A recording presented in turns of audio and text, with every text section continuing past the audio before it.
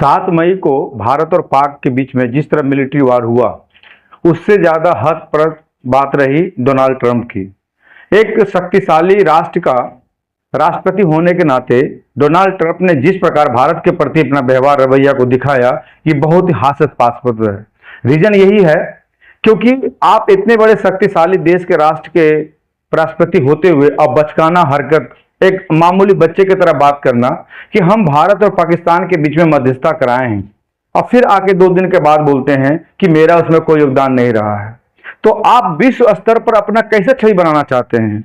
आप एक इतने बड़े देश के नेता होने के बावजूद भी आप भारत पाकिस्तान के साथ में ऐसा संबंध रखते हैं या ऐसी बात करते हैं।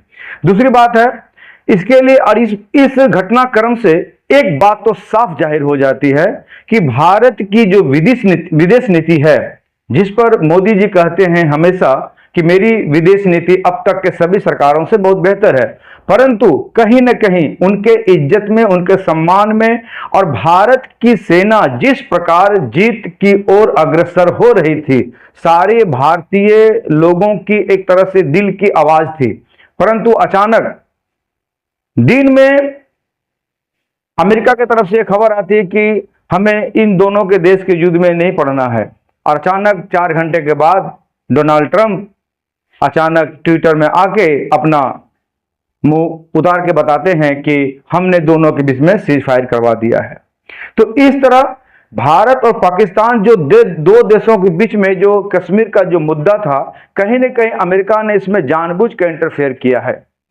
तो इसको क्या अनुमान लगाया जाए? भारत की बढ़ती शक्ति से अमेरिका डर गया, बरमोस का जो परीक्षण किया गया या उसको जो वार किया गया पाकिस्तान, उससे डर गया, या फिर अमेरिका किसी भी सूरत में, किसी भी हालत में भारत का डेवलपमेंट नहीं चाहता है, भारत को उभरता हुआ देश नहीं देखना चाहता है।